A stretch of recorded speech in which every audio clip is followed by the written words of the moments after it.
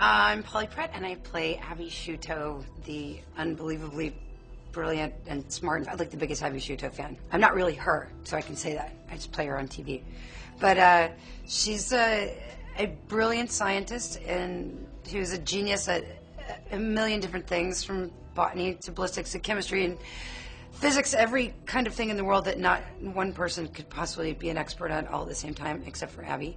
And she also has a big heart, and she's just an amazing little being. I'm here in Australia for my first time, and it's wonderful. I love Australia here. And I'm here sort of doing NCIS work.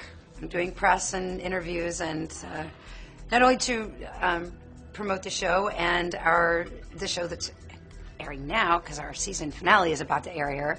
It already aired in the States, and it's amazing. But also our season 6 DVD is coming out on Thursday here in the States. So there's a lot of exciting NCIS things going on in Australia right now. And we have had such a good time since we've been here. Everyone keeps apologizing that it's raining, but we don't care because it doesn't rain in LA. So that's a fun thing. And we've been all over the place. Walked all over Sydney, and went to the Da Vinci exhibit, excellent, at Town Hall, and walked around Newtown all day yesterday. Have had so much seafood, more seafood. It's been great.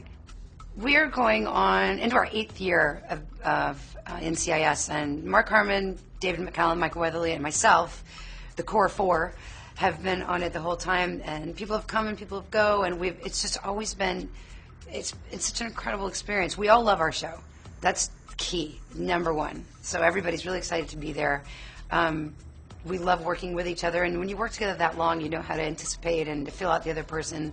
I can hear all the crazy stuff Michael Weatherly's going to say in his head, which is, it's just been so blessed. It's not like this on every show. It really isn't. It's always a blessing to have a job, but it's incredible blessing to have a job like this, where 7, 8 years later, everyone's still having a blast. Can't wait to get to set. Can't wait to read a new script.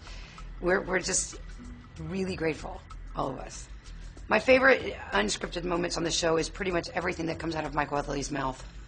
Seriously, you never know what he's going to. But we have all kinds of moments that will. Luckily, after 7 years, they trust us as crazy actors, and they know that we're there for the best of the show, and for not only to make people laugh and keep everybody entertained. So there's a lot happens in our working it out in rehearsals, and they let us keep things, and they take stuff from our own lives and our own interactions offset. The head slap, Mark Harmon really slapped Michael Weatherly on the back of the head, for real.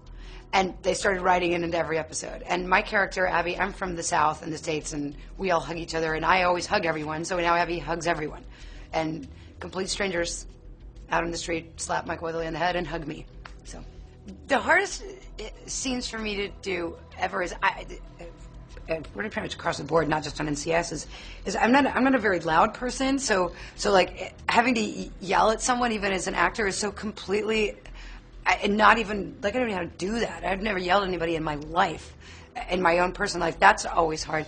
And then also whenever we lose a character on the show, not only is my character losing a friend, but it's also really hard at upsetting the balance of us as friends all working together. Like, I cried when Sasha left. I cried when Lauren left. Like, you never want anybody to go, and you miss them. I mean, even though I can just go see Sasha or call her on the phone, but it's just it's really hard. And playing that on both sides as the actor not being around their co-actor and the character losing their co-worker as well there's been a lot of very emotional stuff going on there.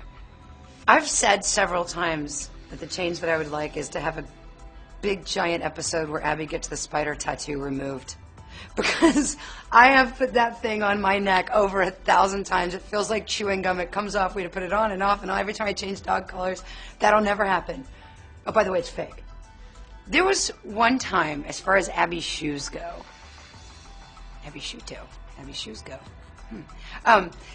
where I had an injury on my toe. I had a dog bite, so I couldn't fit a boot over my foot. So we were actually shooting, everything was shot from the knee up because I could only wear one shoe. I still had to wear the other shoe so my height would remain the same. So I was like, had one 6-inch platform on and one no shoe whatsoever going around. But we have a lot of fun. Rachel Good is the wardrobe stylist there. We are like little kids. And we have a thing called Abby's Closet that has all of her clothes, all of her boots, all of her purses, all of her parasols, everything. And it's just like, oh, it's just so much fun in there. We make things, we cut patches out of stuff and sew it onto other things. She's riveted bracelets around the toe of a boot to make them look like they're spiked. It's fun. It's arts and crafts all the time. The actors never know what's coming up for their characters, and it often sounds like we're being elusive, but the writers write the scripts and give them to us. Except I am very elusive when people ask me about things that I do know, because the show is fun. I never want to give anything. I'm a huge NCIS fan, and I try to know as little as possible because I like to watch it. So I never give away secrets, and I don't know why anyone would want to know them, because then you've just blown it from that.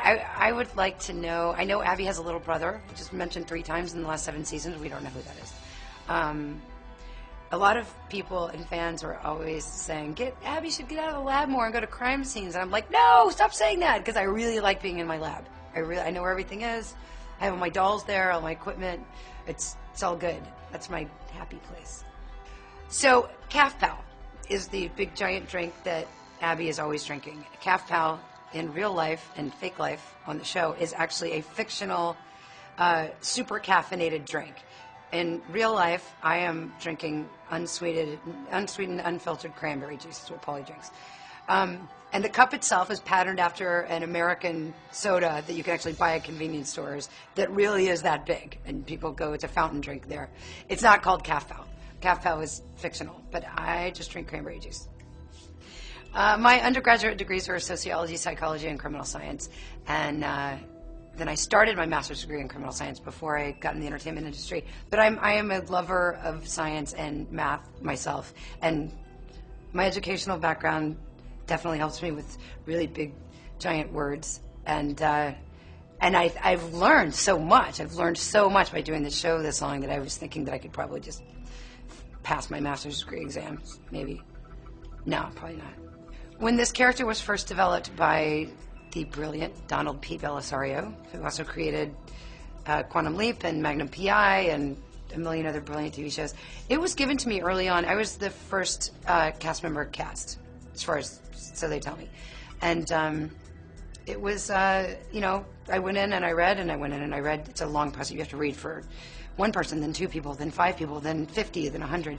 And then I was just cast. I loved the character when I read it, and she was a little bit more, I've said over the years the skirts got shorter and the ratings went up. She was a little more like, I remember when I was auditioning for it, I had on black combat boots, black pants, and like a black thermal shirt. And she's gotten a little bit more, she's like more cartoon character and like a little anime, which is fun too. And the ponytails. I showed up for work on the first day of work, straight out of the shower, and I had my hair in ponytails because that's how I had my hair when I got out of the shower, and one of my producers went, that's it. So now I can't wear ponytails anymore, but Abby can. So the season finale of season 7 is starting now in Australia. We already had it in the States. It's fascinating and brilliant. I've said to people, not only don't miss an episode, but don't miss a beat. Don't even get up, because there's details woven into every moment that have been, things are coming to fruition that we've been working on for 7 years. It is such a payoff for the fans, that the memory that the show has and what the characters are doing. And it was, when I got the script, my mind was blown. And then also, it's such a confidential script, even on set. We went through the season finale where there's a thing called red pages, where only the actors that are involved in the scene get their scenes, and they're literally printed on a piece of red paper, because that can't be photocopied. So we have, like I had scenes with Mark Harmon, where they give us the scene, the actors learn the scene, we shoot the scene, and then they take our pages away and shred them. Every script is marked confidential. There's very few versions of anything, and so there were scenes that other actors were doing that I hadn't even read, We didn't. I didn't know how it ended until I saw it on TV in the States, which we just had. You guys aren't very far behind us because ours was last Tuesday was the season finale in the States, and you guys have 3 more to go. But the last 3 episodes all connect together. Don't miss a second because it's mind blowing. Hi to the awesome Aussie fans. You guys have been amazing. It's Pauley Perrette from NCIS, Abby Shuto. I'm here in Australia for the first time, having a blast. But thank you for watching, and thank you for making NCIS so big in Australia. Appreciate it.